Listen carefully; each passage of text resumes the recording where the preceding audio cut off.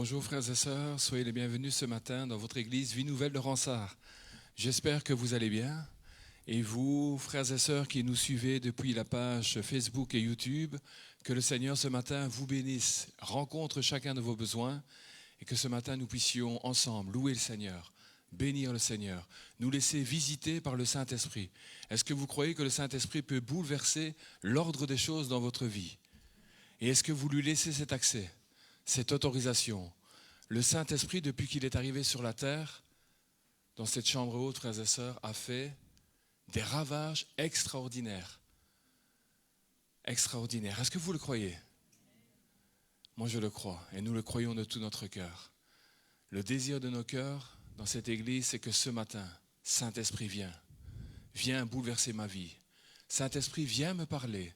Saint-Esprit, viens me saisir. Saint-Esprit, ce qui était impossible à mon intelligence, à ma connaissance, ce que je ne pouvais imaginer, soupçonner, viens le révéler à mon cœur et que je puisse devenir entre tes mains un disciple merveilleux, un disciple qui va partager l'essence même de la nature de Jésus-Christ qui était sur la terre, qui est reparti à la droite du Père, mais qui aujourd'hui continue d'intercéder pour chacune de nos vies et veut faire de toi, mon frère, ma sœur, et toi, ami qui nous écoute, qui nous suit, un homme, une femme remplis du Saint-Esprit. Ce matin, je vais vous inviter à vous lever et nous allons remettre le culte entre les mains du Seigneur. Nous croyons qu'à travers la louange, est-ce que vous vous souvenez de cette louange de Jéricho? Certainement qu'ils étaient là en train d'observer les habitants de Jéricho, là, dans leur sécurité, sur leur haute muraille, des murs bien épais. Et ils se disaient, nous nous sentons en sécurité. Qu'est-ce que ce peuple pourrait faire à notre ville fortifiée? Et pourtant, dans la louange, c'est-à-dire dans l'obéissance au Dieu vivant, au Dieu puissant, le Créateur de toutes choses, ces hommes, animés de l'Esprit de Dieu, sous la conduite de Josué, vont croire à la parole de l'Éternel. Et le 7e jour, la Bible dit que les murs de Jéricho vont tomber. Il y a peut-être des murs de Jéricho dans ta vie. Il y a peut-être des impossibilités dans ta vie qui t'empêchent de véritablement décoller dans la vie passionnante qu'est celle du disciple de Jésus-Christ. Mais ce matin, à travers la louange, oublie tes fardeaux. Je ne te demande pas de les oublier et faire comme s'ils n'existaient pas. Je te demande de les oublier en les déposant au pied de la croix. En disant, Seigneur, je ne peux pas les porter. Je ne peux même plus les supporter. Mais toi, Seigneur, viens faire la différence. Et tu vas voir que les murs tombent et que la gloire de l'Éternel va revenir dans ta vie, va être au centre de ta vie. Seigneur, nous sommes là ce matin avec un seul but. Nous voulons élever le roi des rois. Nous voulons élever le prince de la vie. Nous voulons élever celui qui peut infiniment et au-delà transformer nos vies. Seigneur, nous croyons que le Saint-Esprit est là au milieu de nous. Nous croyons que toi, tu es là au milieu de nous. Et nous croyons que tu bâtis cette église. Parce que c'est toi qui nous l'as promis. Je bâtirai mon église. Cette église de Jésus-Christ de Nazareth. Seigneur, nous te prions ce matin alors que nous sommes montés avec différents besoins. Mais tu connais tous les besoins. Seigneur, nous voulons nous abandonner à toi. Et nous voulons entrer dans ce moment de louange, d'adoration, en celui qui peut bouleverser nos vies, transformer nos vies et faire de nous des hommes, des femmes qui vont marcher à ton admirable lumière, Seigneur. Je te prie dans le nom de Jésus de rencontrer tous tes enfants. Rencontre aussi ceux qui sont là derrière leur écran, Seigneur, qui nous suivent. Et tu nous bénis, tu nous rencontres au nom de Jésus. Seigneur, tu poses ta main sur la louange. Seigneur, que cette louange soit puissante. Seigneur, que cette louange soit l'expression de nos cœurs, de nos désirs, de nos soupirs ce matin. Et qu'ensemble, Seigneur, les regards fixés sur toi, nous puissions voir ta main qui nous touche, ta main qui nous transforme, ta main qui nous bouleverse. Nous te demandons toutes ces choses dans le nom de Jésus-Christ de Nazareth. À toi la gloire, Jésus. Amen. Que le Seigneur vous bénisse, frères et sœurs.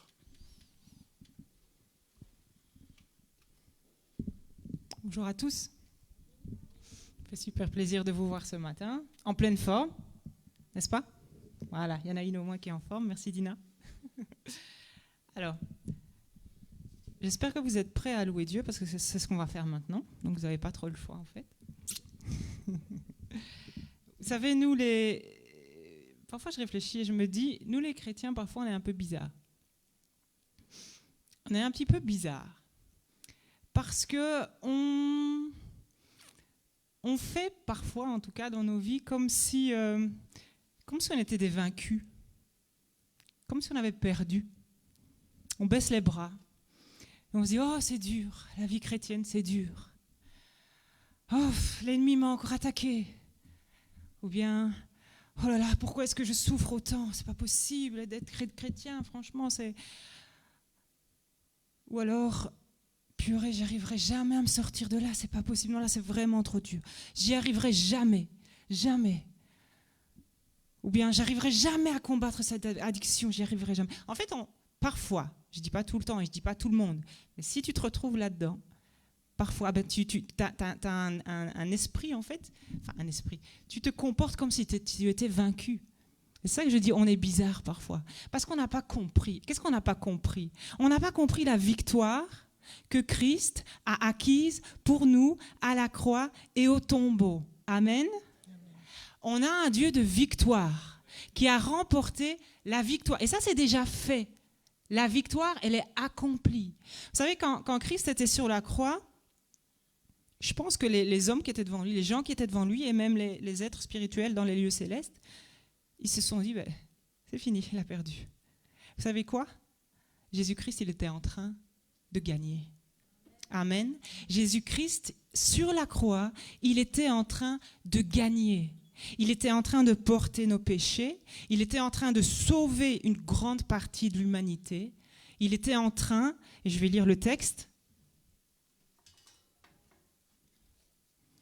Colossiens 2, chapitre 2, versets 13, 14 et 15. « Vous qui étiez morts en raison de vos fautes et de l'incirconcision de vos corps, il vous a rendu à la vie avec lui. Il nous a pardonné toutes nos fautes. Il a effacé l'acte rédigé contre nous qui nous condamnait par ses prescriptions. Et il l'a annulé en le clouant à la croix. Il a ainsi dépouillé les dominations et les autorités et il les a données publiquement en spectacle, en triomphant d'elles par la croix. »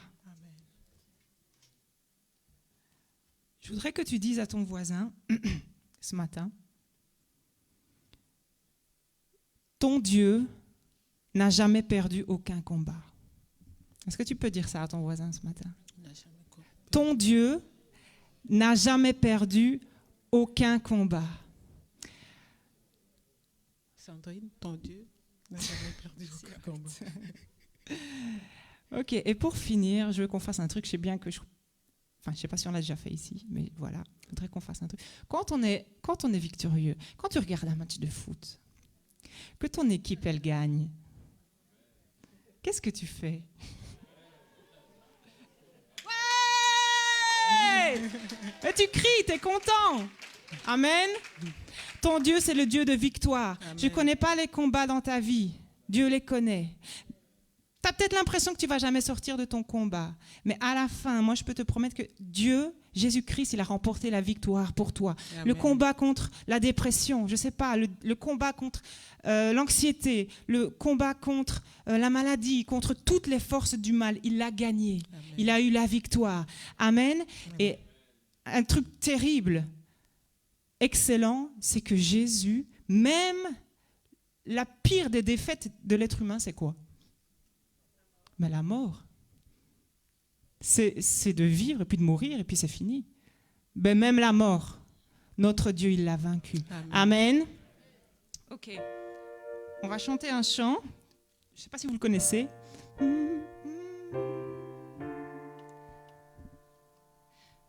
Peuplez, levez les bannières. Alléluia. Qui le connaît? Personne, c'est bien. Ok. On va l'apprendre. Je chante une phrase, vous répétez, ça va? Peuplez, levez les bannières, alléluia. On y va? Peuplez, levez les bannières, alléluia. Trompette, sonnez le combat. Trompette, trompette, sonnez le combat. Super. Christ nous a donné la victoire. Alléluia. Ensemble. Christ nous a donné la victoire. Alléluia. Jéricho doit tomber. Jéricho. Jéricho doit tomber. Encore une fois, Jéricho. Jéricho doit tomber. Ça va, plus ou moins? Ok, on va le chanter. Mais on va pas le chanter comme des vaincus. Ok? On va le chanter comme des vainqueurs.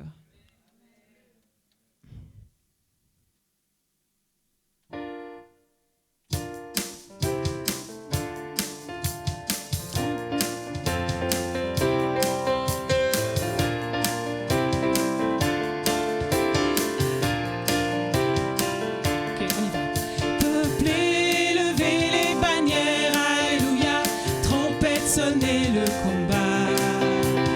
Christ nous a donné la victoire. Alléluia. Jéricho doit tomber. Peuplez, levez les bannières. Alléluia. Trompette, sonnez le combat. Christ nous a donné la victoire. Alléluia. Jéricho doit tomber. Corps du Christ est une armée en guerre dans le monde invisible, rendant aux captifs la liberté, au nom du roi Jésus-Christ. Peuplez, levez les bannières, alléluia, trompette, sonnez le combat. Christ nous a donné la victoire, alléluia, Jéricho doit tomber, Jéricho doit tomber, Jéricho doit tomber.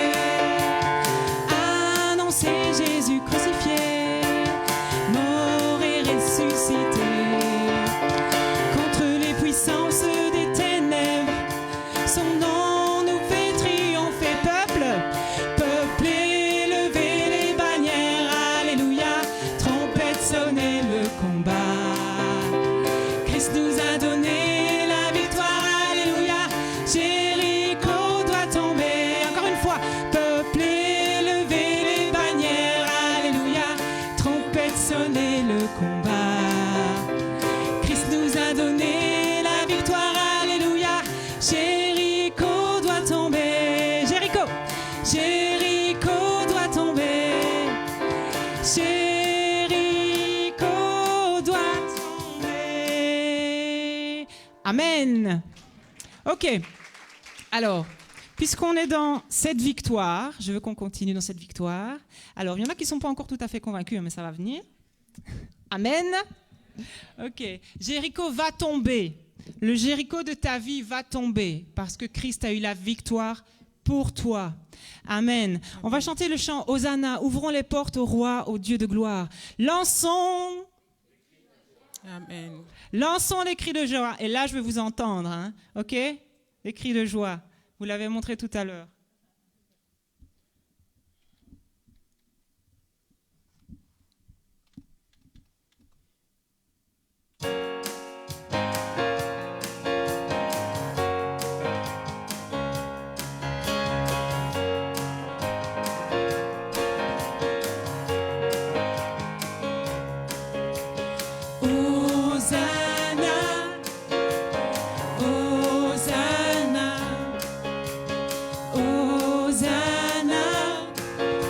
Hosanna, Hosanna. Ouvrons les portes au roi, au Dieu de gloire. Lançons des cris de joie. Laissons jaillir un chant de victoire. Hosanna, Hosanna, Hosanna. Marchons ensemble, l'ennemi tremble, Dieu est avec nous, chassons les ténèbres, ouvrons les portes au roi, au Dieu de gloire, lançons des cris de joie, laissons jaillir un chant de victoire. Hosanna, Hosanna, Hosanna. Qui pourra taire notre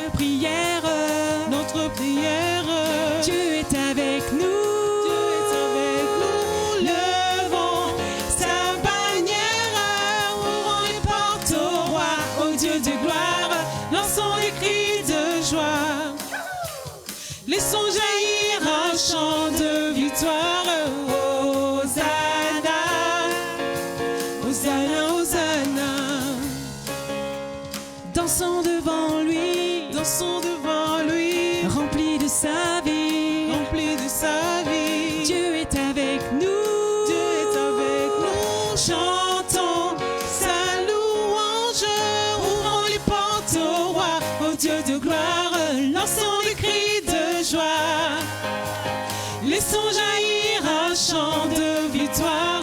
Hosanna, Hosanna, Hosanna. Ouvrons les portes encore une fois.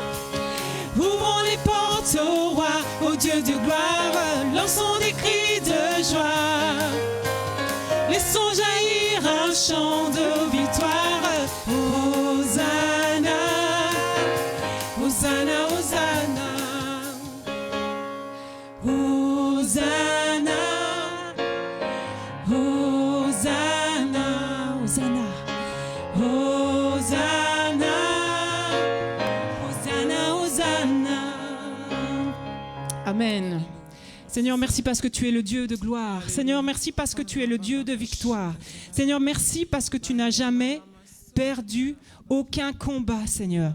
Merci parce que tu es avec nous, Seigneur, et que tu combats pour nous-mêmes. Seigneur, merci. Seigneur, merci parce que parfois, tout ce que nous avons à faire, Seigneur, c'est de te faire confiance, d'arrêter, de te faire confiance et d'attendre la victoire. Merci parce que tu es ce Dieu de victoire et tu combats pour nous, Seigneur. Sois loué, sois béni, Père. Amen.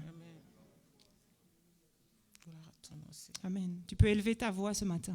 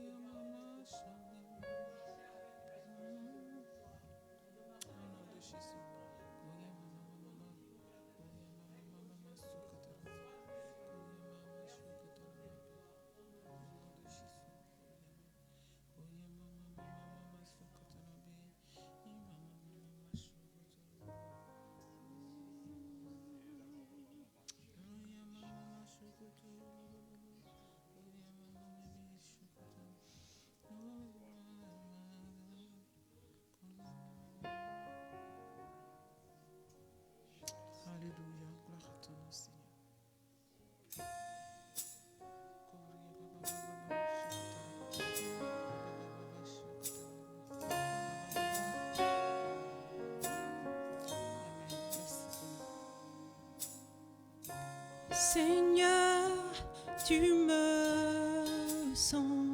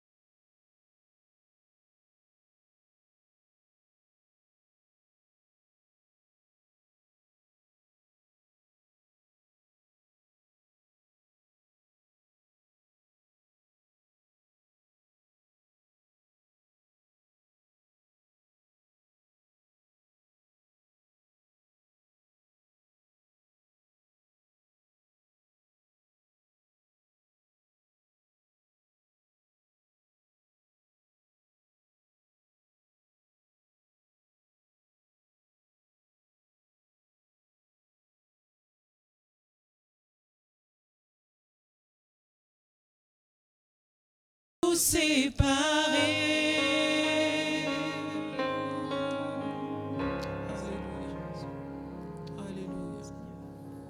Seigneur, merci pour ce grand amour. Seigneur, merci Seigneur parce qu'à la croix, Seigneur, tu as tout accompli comme tu l'as dit. Élève ton Dieu ce matin. Remercie-le, loue-le pour la victoire qui est devant toi. Loue-le pour la victoire qu'il a acquise pour toi à la croix. Loue-le simplement parce que tu es sauvé. Il t'a sauvé de la mort. Nous savons que quand nous-mêmes nous serons morts, il nous ressuscitera comme lui-même il est ressuscité, comme il s'est relevé de la mort. Amen. Loue ton Dieu ce matin. Seigneur, je veux juste te louer, Seigneur.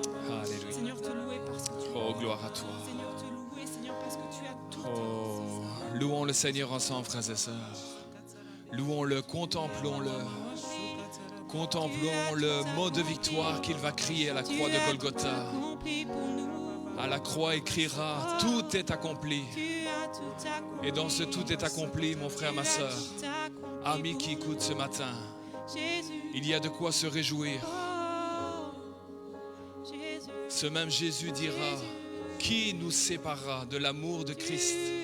Qui pourra nous séparer de l'amour de Jésus-Christ? Serait-ce la hauteur, la profondeur, la largeur, quoi que ce soit, rien ne peut te séparer de l'amour de Jésus-Christ. Est-ce que tu réalises cela dans ton cœur ce matin? Rien ne peut te séparer de l'amour de Jésus-Christ. Ni les choses présentes, ni les choses à venir, ni les épreuves présentes, ni les épreuves à venir. Rien ne peut te séparer de l'amour de Jésus-Christ. Mon juste marchera par la foi. Mon juste vivra par la foi. Ce matin, laisse le Saint-Esprit te toucher. Laisse le Saint-Esprit te visiter. Laisse le Saint-Esprit te remplir. Loue ton Seigneur de tout ton cœur. Que tu puisses être centré sur lui. Que tu puisses le contempler lui. Que tu puisses espérer en lui. Que tu puisses simplement t'approcher de lui. Et il s'approchera de toi. Ce matin, Jésus est là au milieu de nous, frères et sœurs. Loue ton Seigneur. Ne le loue pas avec un esprit de timidité, mais loue-le avec cet esprit de force et de puissance qu'il t'a donné. Peut-être ta nature est timide, mais qu'importe. Réalise qu'il est là devant toi. Réalise qu'il est là autour de toi. Réalise qu'il vit en toi. Réalise qu'il marche avec toi. Réalise qu'il te porte de temps en temps.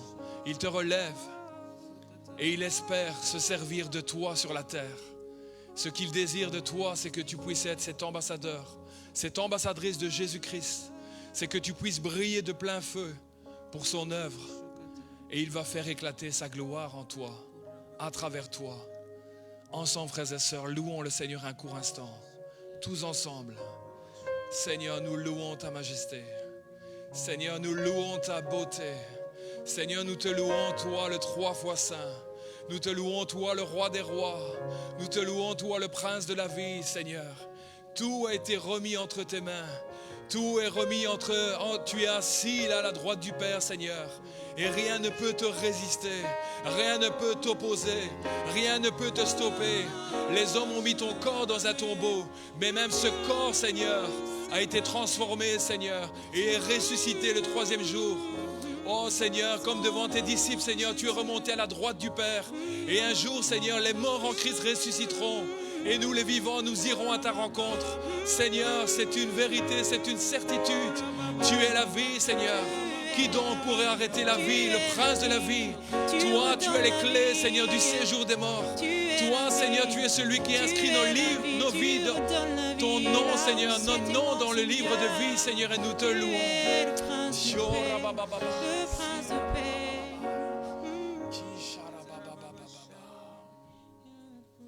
Oh, Jésus, sois béni.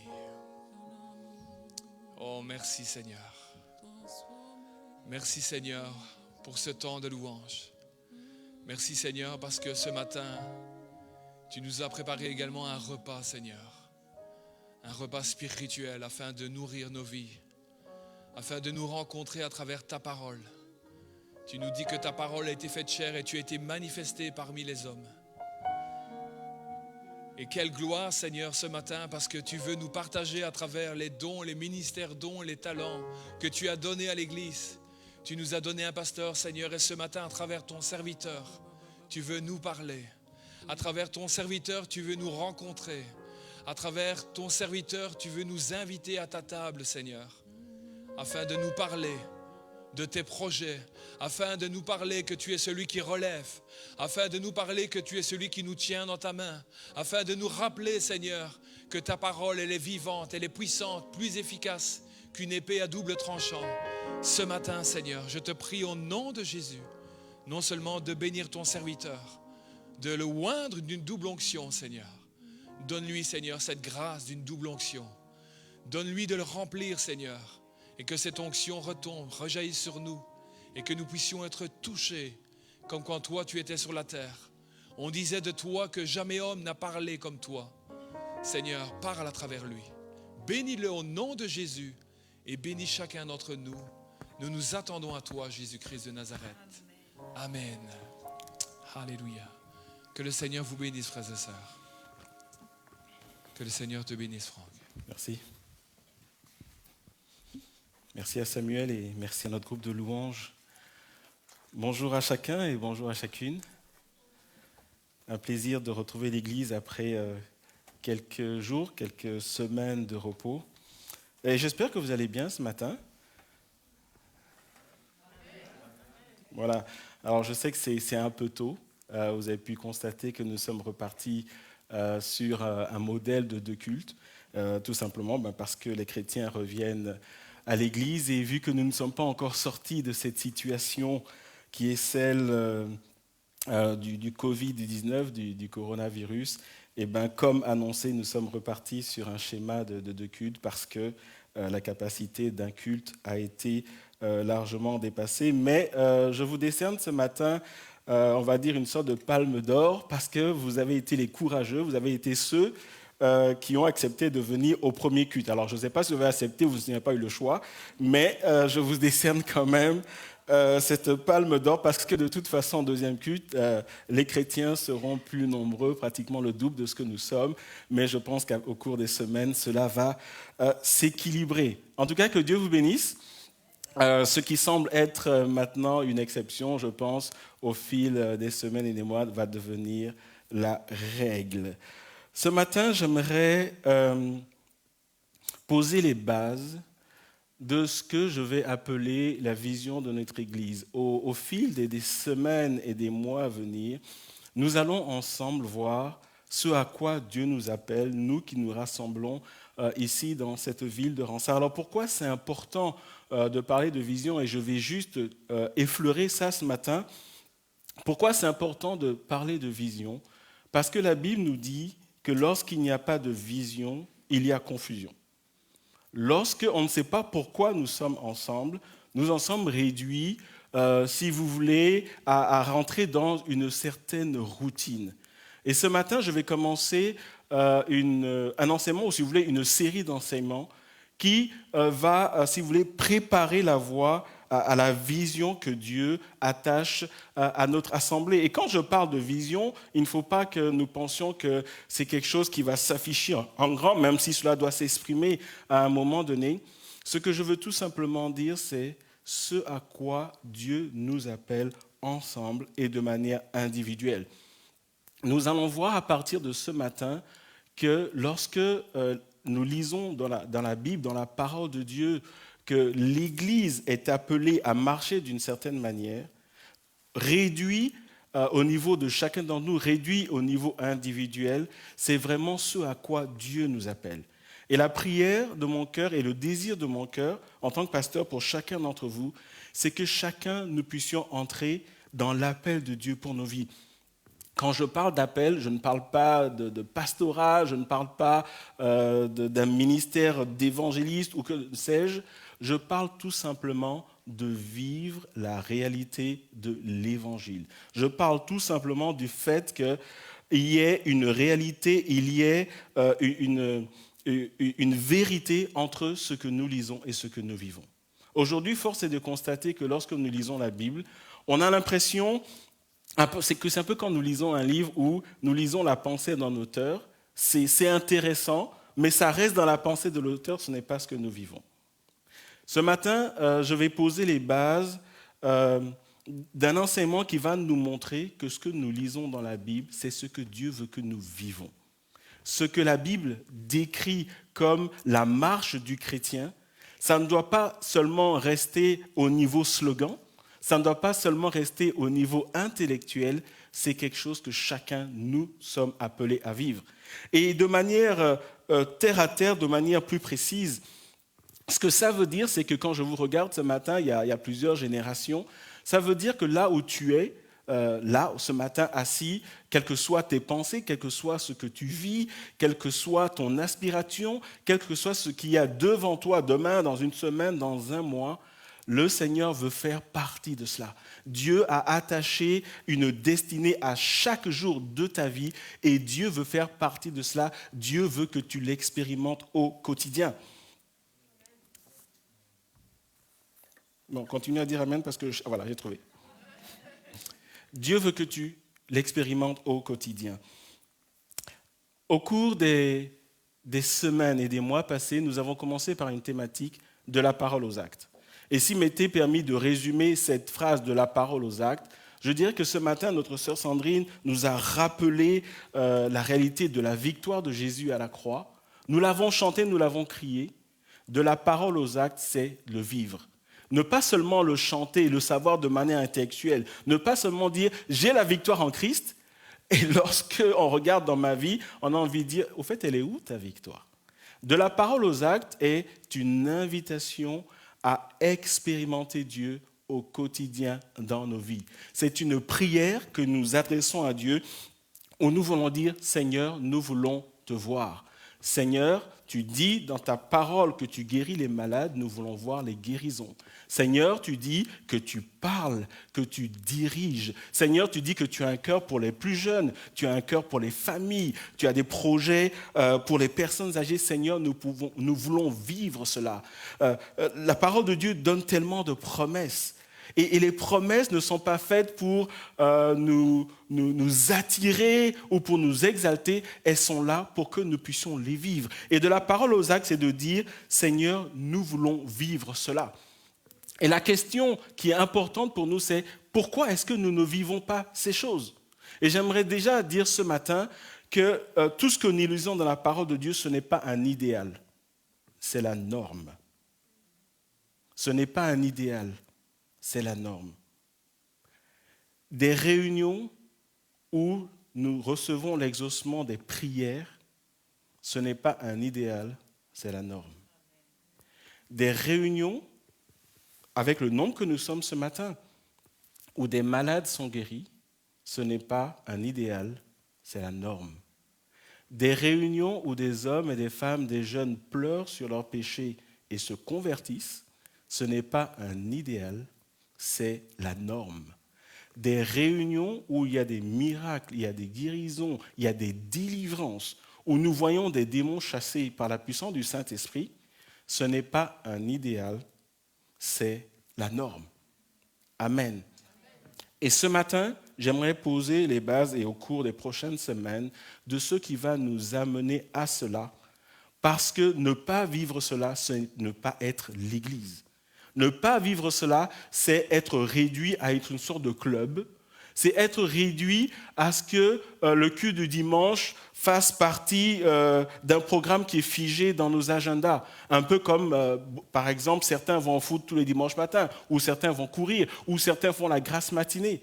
Alors quand vous regardez vos amis, vos collègues, le dimanche matin, la plupart des gens, certains dorment, mais certains vont faire du sport, certains vont dans leur club, retrouvent leurs amis. Ça, c'est un programme qui ne change pas.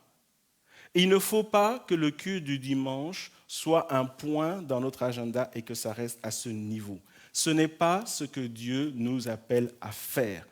Vivre des réalités de Dieu, être touché par Dieu et toucher Dieu, ce n'est pas un idéal, c'est une norme. La parole de Dieu n'est pas un livre d'aventure, n'est pas un livre d'histoire qui nous plaît, qui nous bénit, qui nous fait passer un bon moment et que ça s'arrête là.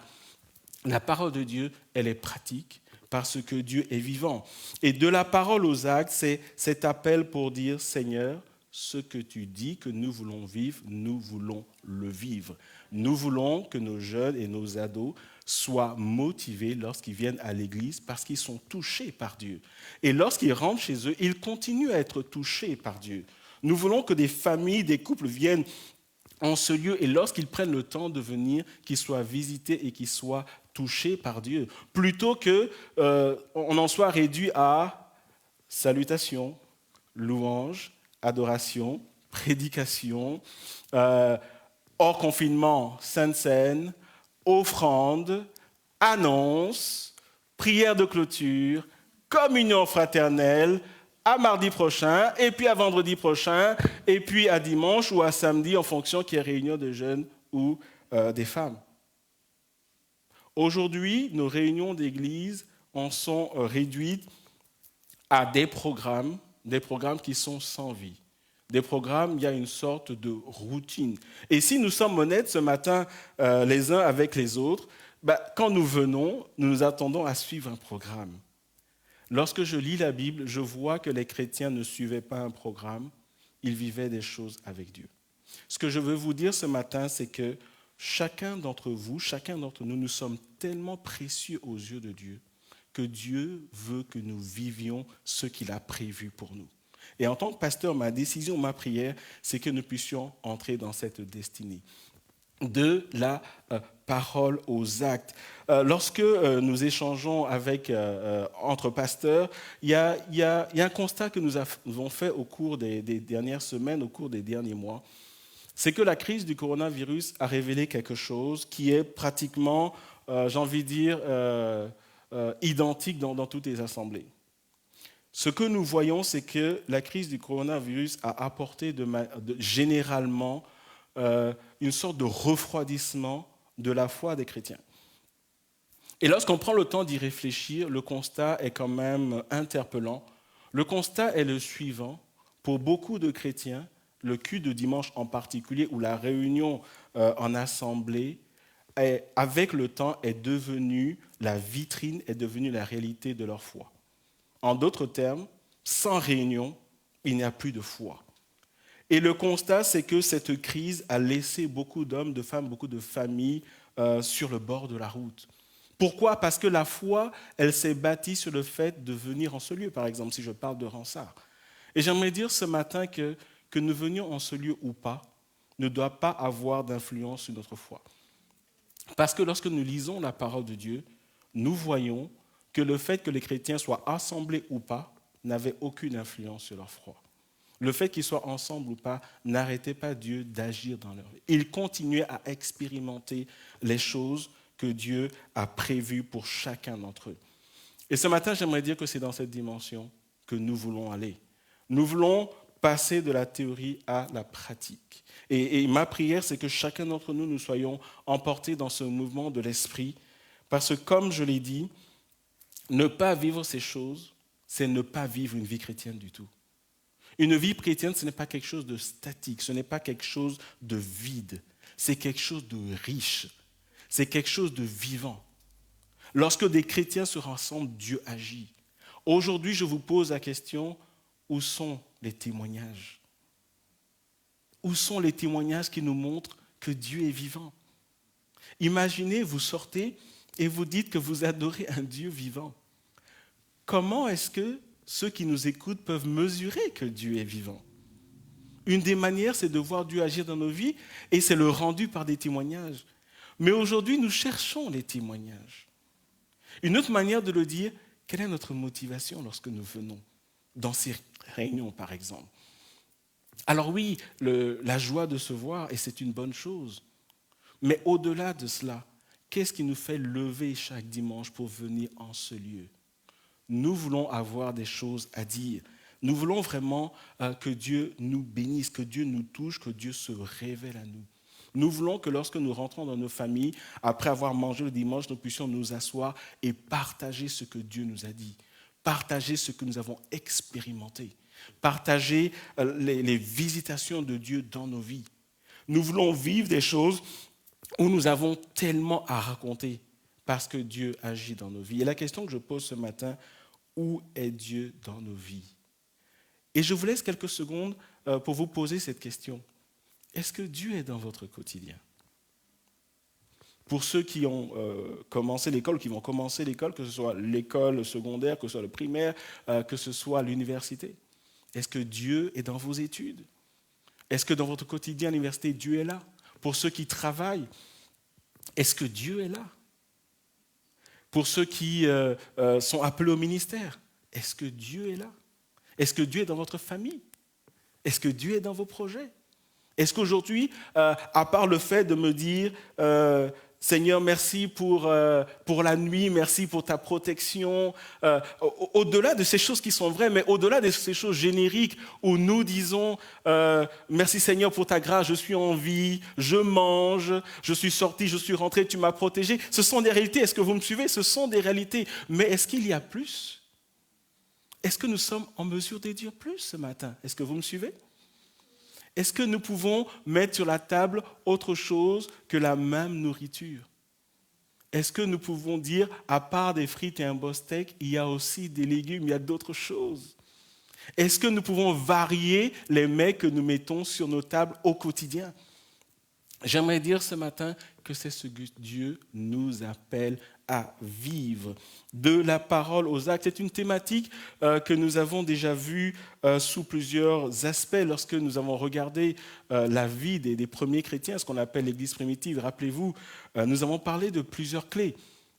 Nous avons parlé par exemple de l'unité spirituelle. Nous avons parlé de la prière persévérante. Nous avons parlé de la foi. Et plus récemment, nous avons parlé de la crainte de Dieu. Ce matin, j'aimerais que nous soyons plus inquisiteurs. Nous allons aller encore aller plus près de la vie des premiers chrétiens en nous posant la question suivante. Mais qu'est-ce qu'ils faisaient donc qui déclenchait autant la visitation et la puissance de Dieu dans leur vie? Alors c'est vrai que lorsque nous lisons le livre des Actes des apôtres, il y a une emphase qui est mise sur les apôtres. Lorsque vous lisez par exemple les 8 premiers chapitres, il y a vraiment une emphase sur ce que faisait Pierre, sur ce que faisait Jean, dans une moindre mesure Jacques, notamment ils ont été en prison, etc. Beaucoup de miracles faits par Pierre. Quand nous allons par exemple au chapitre 7, nous voyons également que le Saint-Esprit a utilisé puissamment Étienne, qui lui ne faisait pas partie des 12, mais qui également a rencontré le Seigneur. Après le chapitre 8, nous avons l'entrée sur scène de Saul de Tarse qui est devenu Paul. Et donc, quand nous lisons le livre des Actes des Apôtres, on est vraiment sur les apôtres. Et d'ailleurs, je vous l'ai dit, le livre des Actes des Apôtres s'intitule « Les actes du Saint-Esprit par les apôtres ». Donc, il y a vraiment une emphase sur les apôtres. Mais nous voyons aussi que dans ce même livre, on nous parle de ce que faisaient les chrétiens. Et c'est ce que j'aimerais que nous fassions à partir d'aujourd'hui. Pourquoi? Et je le dis, je me le répète, parce que ce que nous appelons les chrétiens de l'Église primitive, en réalité, c'est vous et moi. Ce qu'ils ont vécu, ce n'est pas juste pour que ça rentre dans l'histoire, c'est ce que Dieu appelle chaque génération à vivre. C'est ce que Dieu appelle chaque famille à vivre. C'est ce que Dieu appelle chaque femme à vivre. C'est ce que Dieu appelle chaque homme à vivre. C'est ce que Dieu appelle chaque famille à vivre. C'est ce que Dieu appelle chaque couple à vivre. Et ce matin, nous allons vraiment mettre la loupe sur ces premiers chrétiens. Nous allons les suivre pas à pas. Et jusqu'ici, je suis encore dans mon introduction. Je vais bien vous donner un titre, ça va arriver. Mais je vais ce matin juste introduire une série d'enseignements qui vont venir. Et c'est important que nous comprenions pourquoi nous devons en parler. Je ne veux pas que ça reste, encore une fois, que ce soit réduit à « c'était intéressant ». Et j'espère que quand j'apporte la parole, ça vous est intéressant. Mais même si ça vous ennuie, je ne veux pas que ça reste dans « pas mal, c'était intéressant ». Ah, j'ai appris quelque chose. Nous ne venons pas à l'église pour que ce soit « ouais, pas mal, ouais, aujourd'hui, un peu, je crois qu'il est fatigué, il est rentré de vacances, ouais, il n'y est pas encore, ou ouais, comme d'habitude, il m'a ennuyé ». Il ne faut pas que ça se réduise à cela. Lorsque nous venons, il y a quelque chose que nous devons vivre de la part du Seigneur. Et je veux vraiment prendre le temps d'expliquer cela, parce qu'à partir d'aujourd'hui, et ça ne veut pas dire que nous ne le faisions pas avant, mais plus que jamais, je dirais qu'il est temps, en tout cas je parle pour notre assemblée, que nous puissions entrer dans notre destinée spirituelle, que nous vivions la norme et que l'idéal puisse revenir au niveau de la norme. C'est la volonté de Dieu pour chacun d'entre nous. Et pour cela, nous allons justement aller commencer à voir ce que vivaient ces premiers chrétiens. Nous allons aller dans Actes chapitre 2. Actes chapitre 2, les versets 41 à 47 nous dit ceci. C'est un passage sur lequel je reviens souvent. Et lorsque nous ouvrions la Bible, certains diront tu reviens toujours dessus, mais bon, je fais une parenthèse. Lorsque nous ouvrons la Bible, voilà le passage que nous avons. N'est-ce pas? Ce matin, je vais vous inviter à le lire différemment. Je vais remettre le même passage sous un angle différent. D'abord, j'ai grisé deux phrases, j'espère. Est-ce que vous voyez? Alors, vous ne le voyez pas, c'est tant mieux. Moi, je le vois encore. J'ai grisé la fin du verset 43 où il est dit qu'il se faisait beaucoup de miracles et de prodiges par les apôtres. Et j'ai grisé la fin du verset 47 où il est dit « Et le Seigneur ajoutait chaque jour à l'Église ceux qui étaient sauvés. » Alors pourquoi je grise ça? Ça ne veut pas dire que je veux rayer ça de la Bible, loin de là.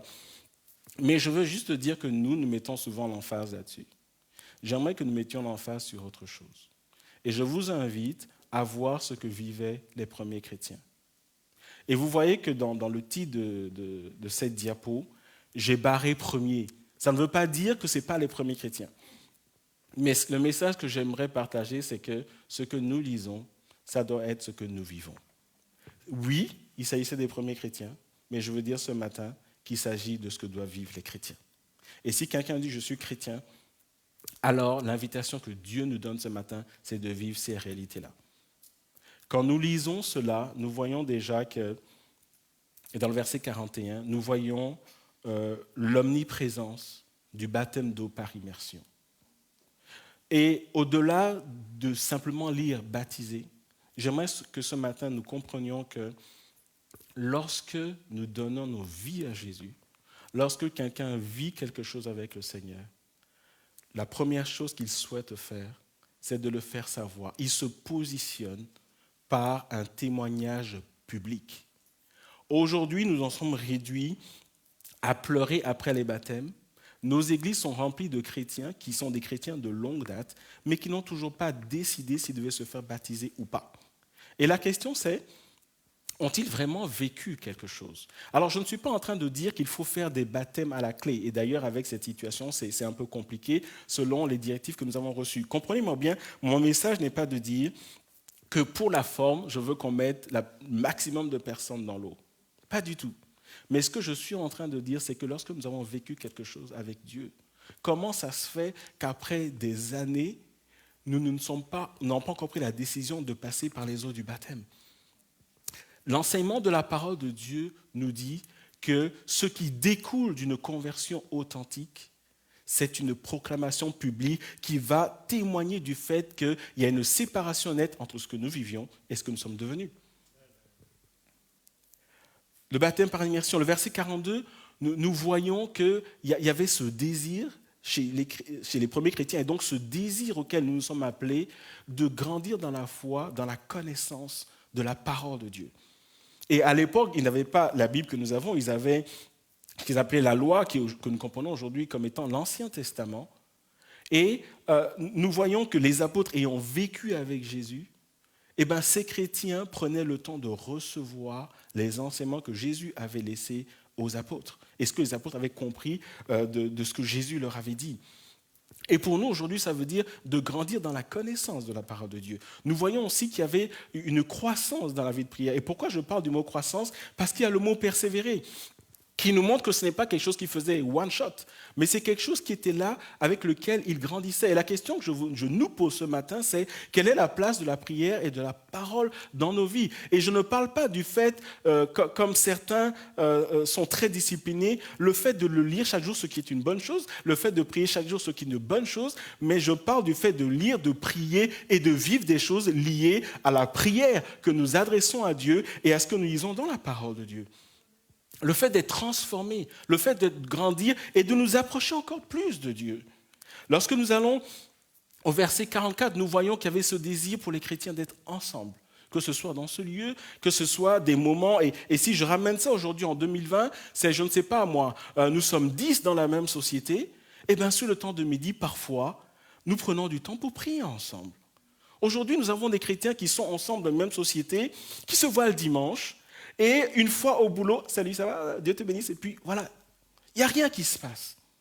Mais nous voyons que si nous ramenons ça à la vie des chrétiens, tel que décrit dans Actes chapitre 2, c'est le fait d'être ensemble, le fait de prier. Nous voyons aussi qu'il y avait une sorte de générosité, une sorte de libéralité, une sorte de sollicitude, où littéralement les gens n'étaient pas dans leur coin.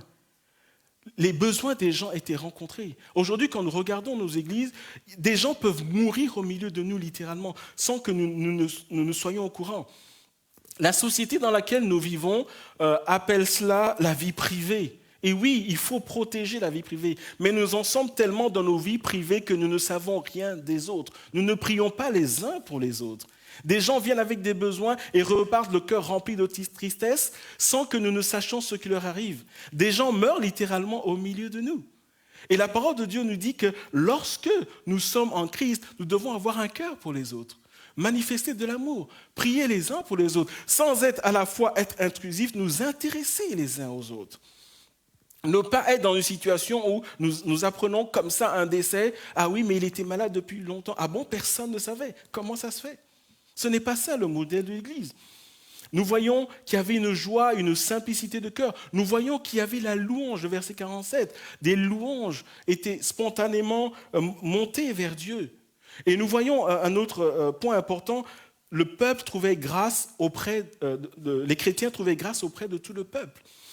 Et quand je lis ce passage, je me pose la question suivante. Si je devais aller voir le voisin d'en face, que ce soit là ou là, qu'est-ce qu'il dirait de nous? Est-ce qu'il nous voit plus? Ouais, ça y est, ils ont recommencé à venir, maintenant ils font 9h, maintenant ils font 11h, on entend des instruments. Est-ce que notre foi est réduite à une information extérieure? Ici, il nous est dit qu'il trouvait grâce auprès du peuple. Nous voyons qu'il y avait un impact dans l'environnement. Et lorsque je ramène ça à notre niveau, que disent de nous nos voisins? Que nous sommes sympas, mais que nous sommes discrets? Que nous sommes gentils, mais sans plus? Ou est-ce que notre foi, elle est tellement là qu'ils en sont arrivés à se poser des questions? Il nous est dit ici qu'ils trouvaient grâce auprès du peuple. Et lorsque vous allez au fond des choses, vous voyez qu'ils étaient connus du peuple. Et ils étaient approuvés, parce que ce qu'ils sortaient d'eux, c'était des choses bénissantes. Est-ce que votre voisin, est-ce que vos collègues peuvent en dire autant? Est-ce que vos camarades étudiants, est-ce que vos camarades à l'école peuvent en dire autant? Ou est-ce qu'ils retiennent plutôt votre mauvais caractère, notre mauvais caractère? Parce que quand je dis votre, je parle de moi, évidemment. Est-ce qu'ils retiennent notre mauvais caractère? Est-ce qu'ils retiennent notre timidité? Est-ce qu'ils retiennent le fait qu'on n'aime pas qu'on touche à nos affaires? Ça ne veut pas dire que c'est une mauvaise chose. Mais ce que je suis en train de dire, c'est qu'est-ce qu'ils retiennent? Quel est le message qui est là? Et je vais même plus loin. Lorsque nous allons dans Actes chapitre 8, il nous est dit, et ça, nous voyons aussi que la persécution commence, il nous est dit, ceux qui avaient été dispersés allaient de lieu en lieu, annonçant la bonne nouvelle de la parole. Et pour comprendre ce passage, j'aimerais que nous lisions le verset 1 qui nous dit, Saul, et donc là c'est Saul rentre sur scène, Saul avait approuvé le meurtre d'Étienne. Il y eut ce jour-là une grande persécution contre l'église de Jérusalem. Et tous, excepté les apôtres, se dispersèrent dans les contrées de la Judée et de la Samarie. Le point que j'aimerais faire ici, c'est que les apôtres sont restés à Jérusalem. Les responsables, ça ne veut pas dire qu'ils avaient peur, ils sont restés à Jérusalem pour pouvoir coordonner les choses. Mais mon point ce matin, c'est que ceux qui ont apporté l'évangile dans les autres contrées, en dehors de Jérusalem, la Judée, la Samarie, ce n'est pas les apôtres, ce ne sont pas les apôtres, mais ce sont les chrétiens. Est-ce que vous me suivez ce matin? Ce que j'aimerais dire, souvent quand on lit la Bible, on dit ouais, Pierre, Jean, etc. Oui, ils ont travaillé pour Dieu, mais ceux qui ont fait l'œuvre de Dieu, ce sont les chrétiens. Ceux qui sont appelés à faire l'œuvre de Dieu, c'est vous et moi. Ceux qui sont appelés à toucher le voisinage, les collègues, etc., c'est vous et moi. Et nous voyons que les chrétiens ont fait exactement, et c'est marrant de voir que c'est Acte 8.1 et Acte 1.8, là il y a quand même les deux chiffres, mais bon, ça c'est mon côté perfectionniste qui parle et qui crie très fort. Mais Acte 1.8 va nous dire, mais vous recevez une puissance, le Saint-Esprit, survenant sur vous, et vous serez mes témoins à Jérusalem, dans toute la Judée, dans la Samarie et jusqu'aux extrémités de la terre. Et lorsque nous mettons les deux versets ensemble, nous voyons que quand les chrétiens partaient, ils étaient remplis de la puissance du Saint-Esprit. Et la diffusion de l'évangile dans les contrées se faisait au travers de la vie des chrétiens. Frères et sœurs, est-ce qu'il y a cette réalité dans nos vies? Est-ce que là où nous sommes, là où nous vivons, ça ne va pas se faire comme ça. Mais est-ce qu'avec le temps, il y a un dépôt qui est là, que Dieu utilise pour que l'évangile soit répandu? Nous voyons que c'est ce qui se passait au temps des disciples et les premiers chrétiens. Et j'ai dit, mettons l'emphase sur les chrétiens. Et ce passage nous montre bien que les apôtres, ils avaient leur rôle à jouer, mais les moteurs, les instruments, ceux qui se sont impliqués, ce sont les chrétiens. Nous avons vu dans Actes chapitre 2 la dimension communautaire, mais aussi la dimension de l'évangélisation, la dimension du témoignage. Et parce que les chrétiens rentraient dans ces choses, Dieu agissait dans leur vie. Quand nous parlons de la parole aux actes et quand nous voyons la vie des premiers chrétiens, et nous allons continuer à le faire au cours des prochains messages, au cours des prochains dimanches, nous voyons littéralement que lorsque nous parlons de la parole aux actes, il y a un appel de Dieu pour chacun d'entre nous pour que nous puissions nous impliquer dans l'œuvre du royaume de Dieu. Frères et sœurs, il est temps. Et je veux préciser ici, ce n'est pas un appel au pastorat. Ce n'est pas un appel à rentrer dans le ministère.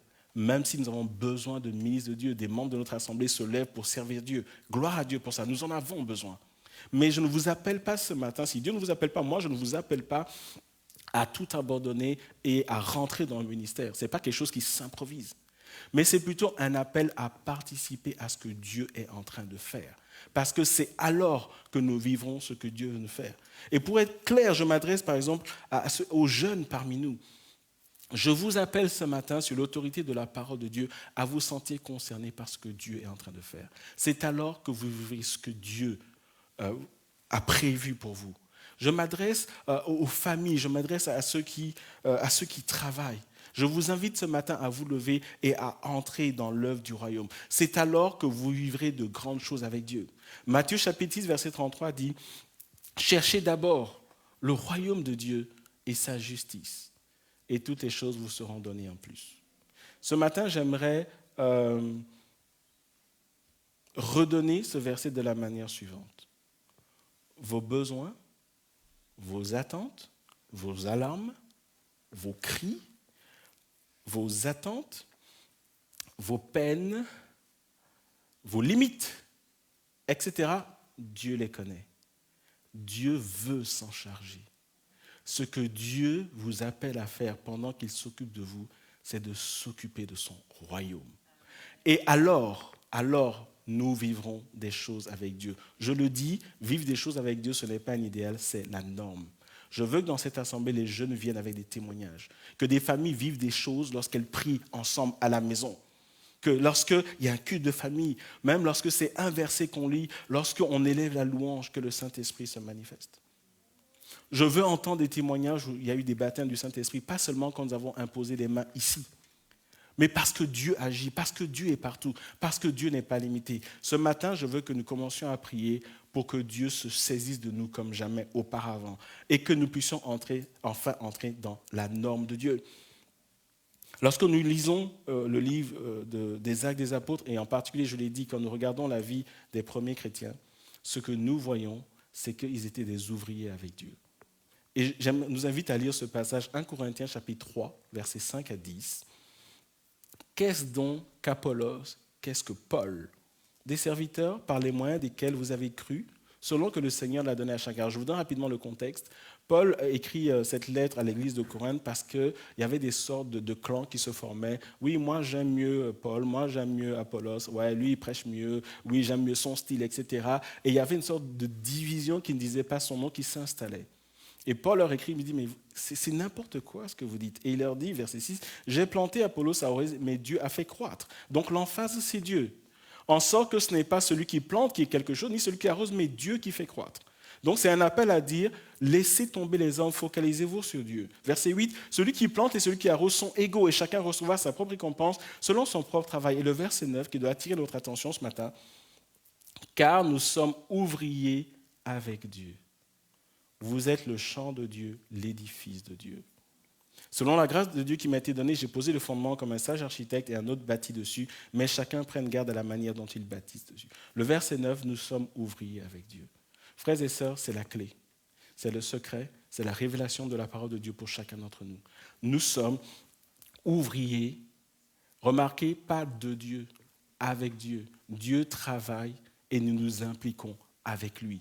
Et l'image qu'il est donnée, c'est vous êtes le champ de Dieu, l'édifice de Dieu. Lorsqu'on parle d'édifice, on parle de construction. Et nous savons tous, en tout cas dans le contexte du Nouveau Testament, lorsqu'on parle d'édifice, on parle de construction, on parle de matériaux, on parle de pierre. Pas Pierre, le prénom, mais Pierre, caillou, quoi. Vous comprenez, de bloc.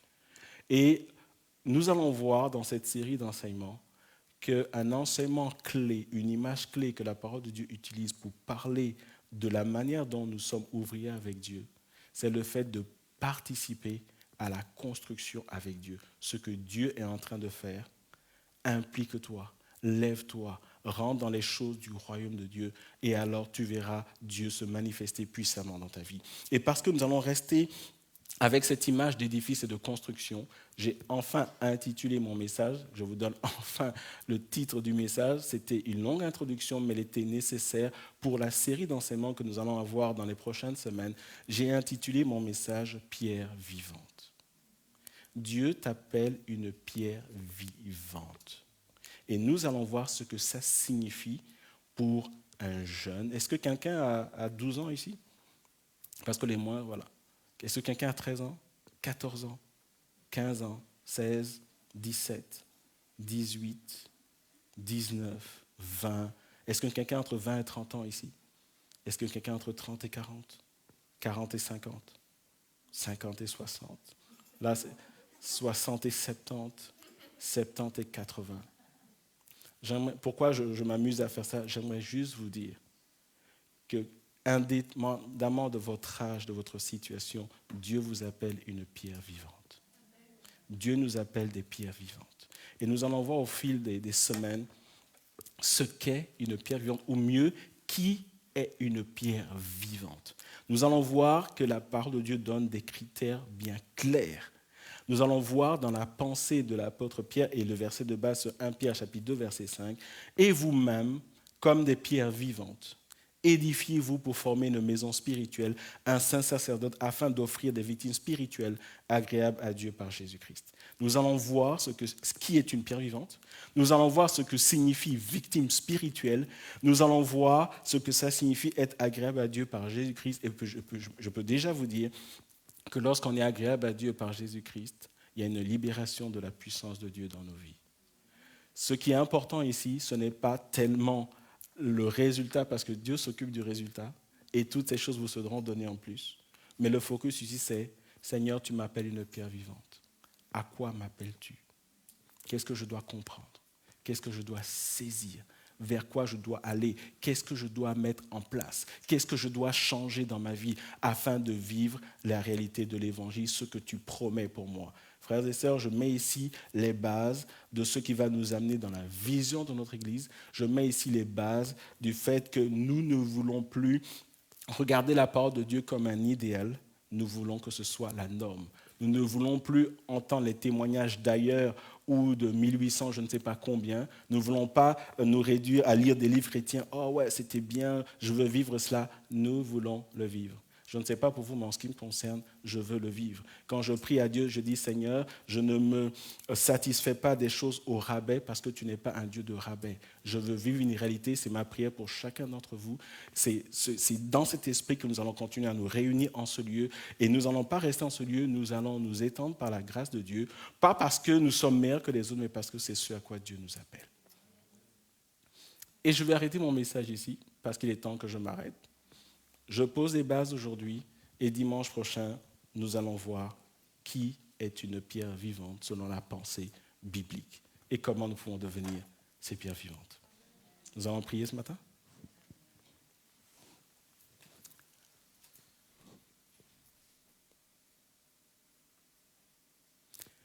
Tu es un Dieu de plus et ce matin, Seigneur, nous avons soif de plus. Ma prière ce matin, non seulement pour ma vie, mais pour chacun de mes frères et sœurs, c'est que nous puissions littéralement passer de la parole aux actes. Seigneur, je prie que tu nous donnes d'entrer dans cette dimension, dans ce que tu réserves pour tes élus, ce que tu réserves pour ton peuple, pour tes enfants. Seigneur, je prie pour une effusion du Saint-Esprit comme jamais auparavant. Je prie, Seigneur, que les écluses des cieux puissent s'ouvrir et visitent des vies. Seigneur, je prie ce matin pour une église qui se lève. Je prie ce matin pour une église qui rentre dans la connaissance de l'Évangile. Je prie ce matin pour une église qui est victorieuse. Seigneur, nous avons commencé ce culte en chantant ta victoire. Seigneur, nous ne voulons pas nous contenter de le chanter, nous voulons le chanter, mais nous voulons le vivre. Et nous voulons le vivre et nous voulons le témoigner. Seigneur, nous voulons sortir d'une sorte de léthargie spirituelle et nous voulons vivre un réveil spirituel. Je prie, Seigneur, que cette parole puisse trouver un écho dans nos cœurs, qu'elle soit une inspiration pour nous, qu'elle soit une motivation. Je prie, Seigneur, pour une visitation du Saint-Esprit comme jamais auparavant.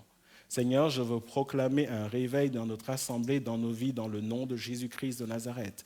Seigneur, éclaire-nous. Seigneur, porte-nous. Amène-nous dans la dimension des pierres vivantes. Afin, Seigneur, que lorsque nous nous lèverons pour toi, pour être ouvriers avec toi, pour bâtir dans ton royaume, que nous puissions expérimenter ce que tu nous promets. Quand je lis ta parole, il est dit que ta renommée s'est accrue par l'accomplissement de tes promesses. Seigneur, tes promesses vont s'accomplir. Donne-nous d'entrer dans ces promesses. Je prie que cette parole, Seigneur, puisse bénir chacun d'entre nous. Et je te remercie parce que tu le fais. Et tu dis que tu fais infiniment au-delà de ce que nous pensons et imaginons. Je te rends grâce et gloire dans le nom de Jésus. Amen. Que Dieu vous bénisse.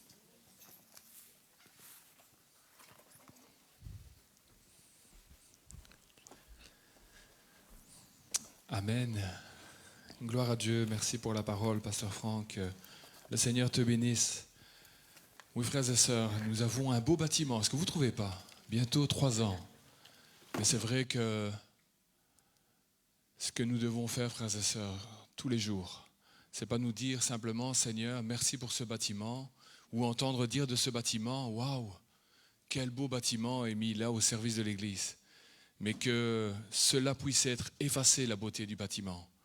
Mais la beauté, c'est nous, c'est vous, frères et sœurs. Et c'est ça qui doit briller au sein de cette ville. Et nous prions vraiment le Seigneur, et je m'associe pleinement à Pasteur Franck de cette vision qui va nous partager tout au long des semaines qui vont venir, et que nous puissions entrer chacun dans notre destinée.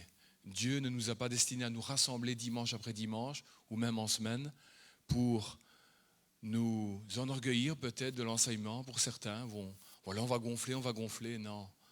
Ce que le Seigneur veut faire de nous des pierres vivantes, comme Franck nous l'a dit. Voilà le programme de la semaine.